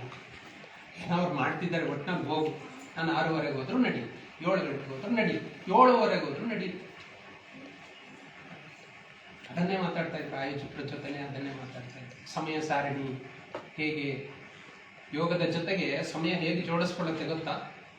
ನಾವು ಶ್ರೀಚಕ್ರವನ್ನ ಜಗನ್ಮಾತೆಯನ್ನ ಆರಾಧನೆ ಮಾಡ್ತೀವಿ ನಾವು ಅಲ್ವಾ? ಶ್ರೀಚಕ್ರ ಎಲ್ಲಿದೆ? ಚಕ್ರಗಳು ನಮ್ಮೊಳಗಡೆ ಇರೋ ಸಪ್ತ ಚಕ್ರಗಳನ್ನ ಯಾವುವು? ಅದಕ್ಕೂ ಏನು ಸಂಬಂಧ? ಶ್ರೀಚಕ್ರಕ್ಕೂ ಒಳಗಡೆ ಇರುವಂತಹ ಮೂಲಾಧಾರ, ಸ್ವಾಧಿಷ್ಠಾನ, ಮಣಿಪುರ, ಅನಾಹತ, ವಿಶುದ್ಧಿ, ಆಜ್ಞಾ, ಸಹಸ್ರಾರ, ಈ ಚಕ್ರಗಳಿಗೂ ಅದಕ್ಕೂ ಏನಾದರೂ ಸಂಬಂಧ ಇದೆಯಾ? ಅದಕ್ಕೆ ಅಧಿದೇವತೆ ಯಾರು? ಈ ಚಕ್ರಗಳಿಗೆ ಅಧಿದೇವತೆ ಯಾರು? ಚಕ್ರ ಅಂದ್ರೆ ಅರ್ಥ ಏನು? ತಿರುಗಬೇಕು. ಚಕ್ರ ಅಂದ್ರೆ ತಿರುಗಬೇಕು. ನಮ್ಮ ದೇಹದ ಒಳಗಡೆ ಇದ್ರೆ ಅದನ್ನ ಎಂಡೋಕ್ರೈನ್ ಗ್ಲ್ಯಾಂಡ್ಸ್ ಅಂತ ಕರೀತಾರೆ. ನಮ್ಗೆ ಅದು ಬೇಕಾಗಿಲ್ಲ, ಮೆಡಿಕಲ್ ಟರ್ಮಿನಾಲಜಿ ನಮಗೆ ಬೇಡ. ನಮ್ಮ ಸನಾತನ ಹಿಂದೂ ಧರ್ಮದಲ್ಲಿ ನಮಗೆ ಗೊತ್ತಿರುವಂತದ್ದು ಸಪ್ತ ಚಕ್ರಗಳು ಈ ಮೇರುದಂಡಕ್ಕೆ ಜೋಡಿಸ್ಕೊಂಡಿರುತ್ತೆ. ಗೊತ್ತಾಯ್ತಾ? ಮೇರುದಂಡ ತುಂಬಾ ಗ್ಯಾಸ್ಟ್ರಿಕ್ ಇದೆ, ಅಸಿಡಿಟಿ ಇದೆ, ಗೊತ್ತಾಯ್ತಾ? ಅಲ್ಸರ್ ಆಗಿದೆ, ಇಲ್ಲಿ ಹೊಟ್ಟೆಲಿ ಅಲ್ಸರ್ ಆಗಿದೆ, ಹೊಟ್ಟೆ ತುಂಬಾ ದಪ್ಪ ಆಗಿದೆ. ಡಾಕ್ಟರ್ ಹೇಳಿದ್ದಾರೆ ಆಪರೇಷನ್ ಮಾಡಬೇಕು, ಉಳಿತಾರೋ ಇಲ್ಲ ಗೊತ್ತಿಲ್ಲ. ಆದ್ರೆ ಒಂದು ಸರಿ ತಿರುಗು ನೋಡಿ, ಮಣಿಪುರ ಚಕ್ರ ಕೆಲಸ ಮಾಡದೆ ನಿಂತಿರುತ್ತೆ, ಬ್ಲಾಕೇಜ್ ಆಗಿದೆ. ಒಂದು ಸಣ್ಣ ಪ್ರಯತ್ನ ನಾವು ಮಾಡ್ಬೋದಿತ್ತಲ್ಲ. ಎಲ್ಲವೂ ಮೆಡಿಕಲ್, ಮಾತ್ರೆ, ಔಷಧಿ, ಆಪರೇಷನ್ನೇ ಅಂತ್ಯನ? ಅಂತ್ಯನ? ಅದಷ್ಟೇ ಅಂತ್ಯನ? ಇಲ್ಲ, ಅದಕ್ಕೆ ಮುಂದೂ ಇದೆ. ಆ ದಾರಿಗಳನ್ನು ನಾವು ಕಂಡುಕೊಳ್ಳೋಣ, ಆ ದಾರಿಗಂಡಗಳನ್ನು ಕಂಡುಕೊಳ್ಳೋಣ. ಶಸ್ತ್ರಚಿಕಿತ್ಸೆ ಅಷ್ಟೇ ಅಲ್ಲ, ಶಾಸ್ತ್ರ ಚಿಕಿತ್ಸೆ ಕೂಡ ಇದೆ. ನಾವು ಆ ಶಾಸ್ತ್ರ ಚಿಕಿತ್ಸೆಯನ್ನ ಜೋಡಿಸ್ಕೊಳ್ಳೋಣ. ಇಂತಹ ಎಲ್ಲ ಒಂದು ಸತ್ಸಂಗದಿಂದ ಈ ವಿಚಾರಗಳು ಬಂದಾಗ ನಿಮಗೂ ಒಂದು ಬರುತ್ತೆ ತಲೆಯಲ್ಲಿ, ಹೌದಲ್ವಾ, ನೀವು ನನ್ನ ಹತ್ರ ಬರೋದು ಬೇಕಾಗಿಲ್ಲ, ಆದ್ರೆ ಯಾರೋ ಒಬ್ಬ ಹೀಲರ್ನ ನಾನು ಹುಡ್ಕೊಂಡು ಹೋಗ್ತೀನಿ, ಇದಕ್ಕೊಂದು ನಾನು ಪರಿಹಾರ ಕಂಡುಕೊಳ್ತೀನಿ. ರೋಗ ಮಾತ್ರ ನಾಶ ಆಗಬೇಕು, ರೋಗಿ ಉಳ್ಕೊಳ್ಬೇಕು, ಅಭ್ಯುದಯ ಆಗಬೇಕು, ಇಂಥ ಅನುಷ್ಠಾನಗಳಾಗಬೇಕು. ಈ ಎಲ್ಲ ವಿದ್ಯೆಗಳು ನಮ್ಮ ಕೆಳಗಿನ ಹಂತದವರಿಗೆ ತರಬೇಕು, ನಮ್ಮ ಮಕ್ಕಳಿಗೆ, ಮೊಮ್ಮಕ್ಕಳುಗಳಿಗೆ, ಅವರಿಗೆ ಇದು ತಲುಪಬೇಕು. ಆ ಸಂಸ್ಕಾರಗಳನ್ನ ರೂಢಿ ಮಾಡಿಕೊಂಡಾಗ ಈ ಒಂದು ಕಾರ್ಯಕ್ರಮ ಏನಿದೆಯಲ್ಲ ಇದಕ್ಕೆ ಒಂದು ಅರ್ಥ ಬರುತ್ತೆ. ಅಂತಹ ಒಂದು ಅರ್ಥಪೂರ್ಣ ಮಹತ್ ಕಾರ್ಯವನ್ನ ಆಯೋಜಕರು ಮತ್ತೆ ಪ್ರಾಯೋಜಕರು ಇಬ್ರು ಮಾಡಿದ್ದಾರೆ. ಭಾಗವಹಿಸೋದಕ್ಕೆ ನಮಗೊಂದು ಅವಕಾಶವನ್ನ ಕೂಡ ಮಾಡಿಕೊಟ್ಟಿದ್ದಾರೆ. ಇಂತಹ ಅವಕಾಶ ಮಾಡಿಕೊಟ್ಟಿದ್ದಕ್ಕೆ ಅವ್ರಿಗೆಲ್ರಿಗೂ ಕೂಡ ನಾವು ಧನ್ಯವಾದಗಳನ್ನ ಹೇಳಬೇಕು. ಯಾಕೆ ಅಂತ ಹೇಳಿದ್ರೆ, ಒಂದು ಪುಣ್ಯದ ಕೆಲಸ ಮಾಡಿದಾಗ ಅದು ಅವರೊಬ್ಬರಿಗೆ ಅಲ್ಲ, ಕರ್ತ ಕರಯಿತ ಚೈವ ಪ್ರೇರಕಶ್ಚಾನುಮೋದಕ ಸುಕೃತೆ ದುಷ್ಕೃತೆ ಚೈವ ಚತ್ವಾರೋ ಸಮಭಾಗಿನಃ ಅಂತ ಒಂದು ಮಾತು. ಕರ್ತ ಮಾಡುವವರು, ಕರಯಿತ ಮಾಡಿಸೋರು, ಪ್ರೇರಕ ಪ್ರೇರಣೆಯನ್ನ ಕೊಡುವಂಥವ್ರು, ಅನುಮೋದಕ ಪರ್ಮಿಷನ್ ಕೊಡುವಂಥವ್ರು. ಇವರಿಷ್ಟು ಜನಕ್ಕೆ ಸುಕೃತೆ ದುಷ್ಕೃತೆ ಚೈವ. ನೀವು ಒಳ್ಳೆ ಕೆಲಸನಾದ್ರೂ ಮಾಡಿ, ಕೆಟ್ಟ ಕೆಲಸನಾದ್ರೂ ಮಾಡಿ, ಅದರ ಪುಣ್ಯ ಪಾಪ 4 ಜನಕ್ಕೆ ದೊರೆಯುತ್ತೆ. ಅಂತಹ ಒಂದು ಪುಣ್ಯದ ಕೆಲಸವನ್ನ ಅವರು ಮಾಡಿ ಈ ಎಲ್ಲರಿಗೂ ಕೂಡ ತಲುಪಿಸುವಂತಹ ಒಂದು ಪ್ರಯತ್ನವನ್ನ ಮಾಡ್ತಾ ಇದ್ದಾರೆ. ಎಲ್ಲರೂ ಕೂಡ ಭಾಗಿಗಳಾಗಿದ್ವಿ. ಇದು ಈ ರೀತಿ ಹೀಗೆ ಮುಂದುವರಿಯಲಿ. ಇದು ಕೇವಲ ಒಂದು ಜಿಲ್ಲೆಗೆ ಸೀಮಿತವಾಗದೆ ಇದು ಬಹಳ ದೊಡ್ಡದಾಗಿ ವಿಸ್ತಾರವಾಗಿ ಬೆಳೀಲಿ ಅಂತೇಳಿ ಹೇಳ್ತಾ ಈ ಮಾತಿಗೆ ಅವಕಾಶ ಮಾಡಿಕೊಟ್ಟಿದ್ದಕ್ಕೆ ನಿಮ್ಗೆಲ್ಲರಿಗೂ ಕೂಡ ಧನ್ಯವಾದಗಳನ್ನು ಅರ್ಪಿಸಿ ನನ್ನ ಮಾತುಗಳಿಗೆ ವಿರಾಮವನ್ನು ನೀಡ್ತಾ ಇದ್ದೇನೆ. ಧನ್ಯವಾದ. ಸಾಕಷ್ಟು ಕಾಲ ಯೋಗ ಹಾಗೂ ಸಂಧ್ಯಾವಂದನೆ. ಯೋಗ ದೇಹಕ್ಕೆ ಬೇಕು, ಸಂಧ್ಯಾವಂದನೆ ಗಾಯತ್ರಿ ಜಪ ಅಂತಕ್ಕಂಥದ್ದು ಒಳಗಿನ ಆತ್ಮಕ್ಕೆ ಬೇಕು, ಪ್ರಾಣಕ್ಕೆ ಬೇಕು. ಯೋಗ ದೇಹಕ್ಕೆ ಶಕ್ತಿಯನ್ನ ಕೊಟ್ರೆ, ಸಂಧ್ಯಾವಂದನೆ ಹಾಗೂ ಜಪ ಅಂತಕ್ಕಂಥದ್ದು ನಮ್ಮ ಆತ್ಮ ಪ್ರಾಣ ಶಕ್ತಿಗೆ ಕೊಡ್ತೀವಿ. ಕೆಲವರಿಗೆ ಪ್ರಾಣಶಕ್ತಿ ಜಾಸ್ತಿ ಇರ್ತದೆ, ಅವರ ಒಳಗಡೆ ಕಿಚ್ಚು ಜಾಸ್ತಿ ಇರ್ತದೆ. ಕೆಲವರಿಗೆ ದೇಹ ಸದೃಢವಾಗಿರುತ್ತೆ, ಒಳ್ಳೆ ನಾವು ನೋಡ್ತೀವಿ ಭೀಮನಾಗಿರ್ಬೋದು, ಈ ಕಡೆ ಒಂದ್ ಸ್ವಲ್ಪ ಬಲಿಷ್ಠವಾಗಿದ್ದಾರೆ, ಒಳ್ಳೆ ಕಸರತ್ತು ಮಾಡ್ತಾರೆ. ಆ ರೀತಿಯಾಗಿ ಯೋಗ ದೇಹಕ್ಕೆ, ಸಂಧ್ಯಾವಂದನೆ ಪ್ರಾಣಕ್ಕೆ ಅಂತಕ್ಕಂಥದ್ದನ್ನ ನಮಗೆ ಹೇಳಿರ್ತಕ್ಕಂತಹ ಸುಪರ್ಣ ಸರ್, ಪರಮೇಶ್ವರ ಸುಪರ್ಣ ಸರ್ ಅವರಿಗೆ. ಹಾಗೂ ಇಷ್ಟೆಲ್ಲ ಈ ಸಂಧ್ಯಾವಂದನೆ ಎಲ್ಲರ ಮಾಡಕ್ಕೆ ಸಾಧ್ಯ ಇದೆಯಾ? ಖಂಡಿತ ಇಲ್ಲ. ಯಾಕೆಂದ್ರೆ ಇಲ್ಲಿರ್ತಕ್ಕಂಥವ್ರು ನಮ್ಮವರಾಗಿರುತ್ತೆ ಅಂತ ಹೇಳೋದು ಚಾತುರ್ವರ್ಣ ನೀತಿಯಲ್ಲಿ ಕೆಲವೊಂದು ಎಲ್ಲರಿಗೂ ಎಲ್ಲ ಪುಣ್ಯಗಳು ಸಿಗೋದಿಲ್ಲ ಅಂತ. ಆ ಸಂಧ್ಯಾವಂದನೆ ಮಾಡಲಿಕ್ಕೆ ಸಿಕ್ಕಿರೋದು ನಮ್ಮ ವಿಶ್ವ ಬ್ರಾಹ್ಮಣ ಸಮಾಜದ ಸುಕೃತ. ಅದನ್ನು ನಾವು ಉಳಿಸ್ಕೋಬೇಕು ಅಂತ ಹೇಳಿರ್ತಕ್ಕಂಥ ಸುಪರ್ಣ ಸರ್ ಅವರಿಗೆ ನಾವು ಧನ್ಯವಾದಗಳನ್ನು ಹೇಳ್ತಾ, ಈಗ ನಮ್ಮ ಮುಖ್ಯ ಅತಿಥಿಗಳಾಗಿ ಜಗದ್ಗುರುಗಳ ಮಂತ್ರಾಕ್ಷರ ಸಹಿತವಾಗಿರ್ತಕ್ಕಂತಹ ಲೋಲಾಕ್ಷ ಶರ್ಮರವರು ಗುರು ಸೇವಾ ಪರಿಷತ್ ಕುರಿತಾಗಿ, ಹಾಗೂ ನಮ್ಮ ಗಣೇಶ್ ಕೆಮ್ಮಣ್ಣು ಸರ್ ಅವರು ಶ್ರೀಯುತರು ಈಗಾಗಲೇ ಹೇಳಿದ ಹಾಗೆ ಗುರು ಸೇವಾ ಪರಿಷತ್ತಿನ ಕೇಂದ್ರ, ಅಂದ್ರೆ ಈ ಸಂಘಟನೆ ನಮ್ಮ ರಾಜ್ಯದಲ್ಲಿ ಮಾತ್ರ ಎಂಟೈರ್ ಭಾರತದಾದ್ಯಂತ ಇರತಕ್ಕಂತಹ ಒಂದು ನಮ್ಮ ಗುರುಗಳ ಒಂದು ಸಂಘಟನೆ. ಆ ಸಂಘಟನೆಯ ಕೇಂದ್ರಾಧ್ಯಕ್ಷರು ಹಾಗೂ ಪುರುಷೋತ್ತಮ್ ಸರ್ ಅವರು ಹಾಗೂ ಬಾಲಕೃಷ್ಣ ಸರ್ ಅವರು, ಇವರೆಲ್ಲ ಗುರು ಸೇವಾ ಪರಿಷತ್ನ ಸದಸ್ಯರು ಹಾಗೂ ಕಾರ್ಯಕಾರಿ ಮಂಡಳಿಯಲ್ಲಿರ್ತಕ್ಕಂಥವರು. ನಮಗೆ ಗುರುಸೇವಾ ಪರಿಷತ್ತಿನ ಕುರಿತಾಗಿ ಹಾಗೂ ಇದರ ವಿಚಾರವಾಗಿ ಮಾಹಿತಿಗಳನ್ನು ಕೊಡಬೇಕು ಅಂತ ನಾವು ಪ್ರಾರ್ಥನೆ ಮಾಡ್ತೀವಿ.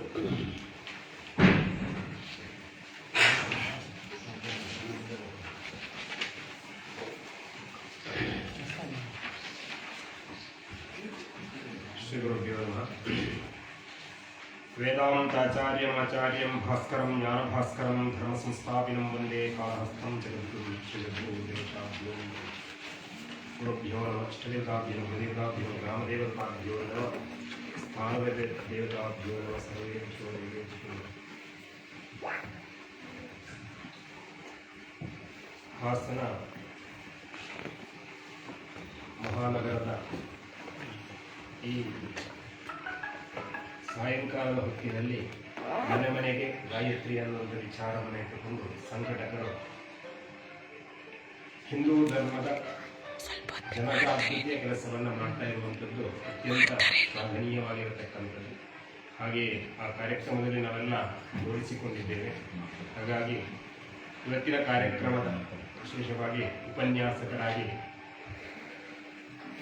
ಗಾಯತ್ರಿ ಮಂತ್ರದ ಹಾಗೂ ಯೋಗಗಳ ಬಗ್ಗೆ ವಿಶೇಷವಾಗಿರ್ತಕ್ಕಂಥ ಮಾಹಿತಿಯನ್ನು ನೀಡಿದಂತಹ ರಮೇಶ್ವರು ಅವರಿಗೆ ತುಂಬ ಹೃದಯದ ಧನ್ಯವಾದಗಳನ್ನು ಸಮರ್ಪಣೆಯನ್ನು ಮಾಡುತ್ತಾ, ಹಾಗೆಯೇ ಈ ಗೃಹದಲ್ಲಿ ಆರಾಧಿಸಿಸಲ್ಪಡುವಂತಹ ಎಲ್ಲ ಶಕ್ತಿಗಳ ಸನ್ನಿಧಾನಕ್ಕೂ ಕೂಡ ಪ್ರಣಾಮಗಳನ್ನು ಸಲ್ಲಿಸ್ತಾ, ಹಾಗೆಯೇ ಈ ಮನೆಯ ಗೃಹದ ಗೃಹನಾಥರಿಗೂ ಹಾಗೆಯೇ ಎಲ್ಲ ಕುಟುಂಬದವರಿಗೂ ಕೂಡ ವಂದನೆಯನ್ನು ಸಲ್ಲಿಸ್ತಾ, ಇಲ್ಲಿ ಸೇರಿರ್ತಕ್ಕಂಥ ಎಲ್ಲ ಬಂಧುಗಳಿಗೂ ಕೂಡ ವಂದನೆಯನ್ನು ಸಲ್ಲಿಸ್ತಾ, ನಾವು ಬಂದಿರತಕ್ಕಂಥದ್ದು ಒಂದು ವಿಶೇಷವಾಗಿ, ಯಾಕಂದರೆ ಈಗ ಚಾತುರ್ಮಾಸ್ಯ ಕಾರ್ಯಕ್ರಮ, ಒಳಗಡೆ ಚಾತುರ್ಮಾಸ್ಯ ನಡೀತಾ ಇರೋದ್ರಿಂದ ಹೊರಗಡೆ ಹೋಗೋದು ಭಾಳ ಕಡಿಮೆ. ಆದರೆ ನಾವು ಬರಲೇಬೇಕು ಅಂತ ಒಂದು ನಿರ್ಧಾರವನ್ನು ಮಾಡಿದ್ದು ಕಾರಣ ಅಂತ ಹೇಳಿದ್ರೆ, ಗುರುಗಳ ಏನು ಆಶಯ ಇದೆ, ಉದ್ದೇಶ ಇದೆ, ಅದನ್ನು ಪ್ರಚಾರಪಡಿಸಬೇಕಾದ್ದು ನಮ್ಮ ಕರ್ತವ್ಯ ಅನ್ನೋ ದೃಷ್ಟಿಯಿಂದ ಎಲ್ಲ ಕಡೆ ಅದು ಹರಡಬೇಕು ಮತ್ತು ಎಲ್ಲ ಕಡೆ ವಿಸ್ತಾರವನ್ನಗೊಳ್ಳಬೇಕು ಅನ್ನೋ ದೃಷ್ಟಿಯಿಂದ ನಾವು ಇವತ್ತು ಬಿಡು ಮಾಡಿಕೊಂಡು ಬಂದಿರತಕ್ಕಂಥದ್ದು. ಹಾಗಾಗಿ ನಾನು ಪ್ರಾರಂಭದಲ್ಲಿ ಆ ಗುರು ಪರಂಪರೆ ಏನು ಅನ್ನೋದನ್ನು ಸ್ವಲ್ಪ ಹೇಳಿ ಆಮೇಲೆ ನಮ್ಮ ಉದ್ದೇಶವನ್ನು ಹೇಳೋದಂದ್ರೆ ಗುರುಸೇವಾ ಪರಿಷತ್ತಿನ ವಿಚಾರಕ್ಕೆ ಬರ್ತೇವೆ. ಈ ವಿಶ್ವಕರ್ಮ ಪುರಾಣ ಅನ್ನುವಂತಹ ಒಂದು ಗ್ರಂಥದಲ್ಲಿ ಪುರಾ ಕಲಿಯುಗಸ್ಯಾದವು ನರರೂಪ ಶಿವನರಹ ಕಾಳಹಸ್ತಾಚಾರ್ಯ ರೂಪೇಣ ಸಂಭಭುವ ಮಹೀತಲೆ ಅಂತೇಳಿ ಒಂದು ಶ್ಲೋಕ ಬರ್ತದೆ. ಅಂದರೆ ಕಲಿಯುಗದ ಪ್ರಾರಂಭದಲ್ಲಿ ಶಿವ ಸಂಕಲ್ಪವನ್ನು ಮಾಡಿದಂತೆ ಕಲಿಗಾಲ ಇನ್ನು ಪ್ರಾರಂಭ ಆಗ್ತಾ ಇದೆ, ಮುಂದೆ ಧರ್ಮ ಜಾಗೃತಿಯನ್ನು ಮಾಡಬೇಕು. ಯಾಕೆಂದ್ರೆ ಸನಾತನ ವೈದಿಕ ಸಂಪ್ರದಾಯಕ್ಕೆ ಧಕ್ಕೆ ಬರುವಂತಹ ಸಾಧ್ಯತೆಗಳು ಕಲಿಕಾಲದಲ್ಲಿ ಆಗುವ ಸಾಧ್ಯತೆಗಳಿವೆ. ಹಾಗಾಗಿ ಆ ಧರ್ಮ ಸಂಸ್ಥಾಪನೆಯನ್ನು ಮಾಡುವಂತಹ ಕೆಲಸಗಳಾಗಬೇಕು ಅನ್ನೋ ದೃಷ್ಟಿಯಿಂದ ಕಾಳಹಸ್ತಾಚಾರ್ಯರಾಗಿ ಅವತಾರವನ್ನು ಮಾಡಬೇಕು ಅಂತ ಸಂಕಲ್ಪ ಮಾಡಿದ ಅನ್ನುವಂಥದ್ದು ವಿಶ್ವಕರ್ಮ ಪುರಾಣದಲ್ಲಿ ಉಲ್ಲೇಖ ಆಗಿದೆ. ಹಾಗಾಗಿ ನಾನು ಅದು ತುಂಬ ವಿಸ್ತಾರವಾಗಿರತಕ್ಕಂಥ ಒಂದು ಕಥೆ, ಹಾಗಾಗಿ ಅದನ್ನ ಎಲ್ಲವನ್ನೇ ಹೇಳಲಿಕ್ಕೆ ಹೋಗುವುದಿಲ್ಲ. ಅವರು ಕಾಶಿಯಲ್ಲಿರ್ತಕ್ಕಂಥ ಶಿಲ್ಪ ಮನೆತನದಲ್ಲಿ ಹುಟ್ಟಿದ್ರು ಅನ್ನುವಂಥದ್ದನ್ನು ಆ ಕಥೆ ಹೇಳುತ್ತೆ. ಕಾಳಹಸ್ತಾಚಾರ್ಯ ಅಂದರೆ ಅವರು ಅವರ ಬಾಲ್ಯದಲ್ಲಿ ಹರಿದ್ವಾರದಲ್ಲಿದ್ದು, ಹರಿದ್ವಾರದಲ್ಲಿ ಅವರಿಗೆ ದೀರ್ಘತಮಸ್ಸುಗಳು ಅನ್ನುವಂಥ ಋಷಿಗಳು ಮಹಾತ್ಮರು ಸನ್ಯಾಸ ದೀಕ್ಷೆಯನ್ನು ಕೊಟ್ಟರು. ಅನಂತರ ಪರ್ಯಟನೆ ಮಾಡ್ತಾ ಮಾಡ್ತಾ ಕಾಶಿಗೆ ಪುನಃ ಬರ್ತಾರೆ. ಕಾಶಿಯಲ್ಲಿ ಆಗಿದ್ದಂತಹ ರಾಜ ಸುಬ್ರತ ಅನ್ನುವಂತಹ ರಾಜನ ಕಾಲಘಟ್ಟದಲ್ಲಿ ಆ ಸುಬ್ರತ ಮಹಾರಾಜನಿಗೆ ಒಂದು ಜಿಜ್ಞಾಸೆ ಇತ್ತಂತೆ. ಈ ಪ್ರಪಂಚ ಹೇಗೆ ಸೃಷ್ಟಿಯಾಗಿದೆ, ಮನುಷ್ಯರೆಲ್ಲ ಎಲ್ಲಿಂದ ಬರ್ತಾರೆ, ಮನುಷ್ಯರೆಲ್ಲ ಪುನಃ ಎಲ್ಲಿಗೆ ಹೋಗ್ತಾರೆ, ಈ ಪ್ರಪಂಚದ ಸೃಷ್ಟಿಯ ವೈಚಿತ್ರ್ಯ ಏನು ಅಂತ ಅವನಿಗೆ ಜಿಜ್ಞಾಸೆ ಇತ್ತು. ಅನೇಕ ಮಹಾತ್ಮರನ್ನೆಲ್ಲ ಭೇಟಿ ಮಾಡಿ ಅದನ್ನು ತಿಳ್ಕೊಳ್ಬೇಕು ಅನ್ನುವ ಪ್ರಯತ್ನವನ್ನು ಮಾಡ್ತಾನೆ.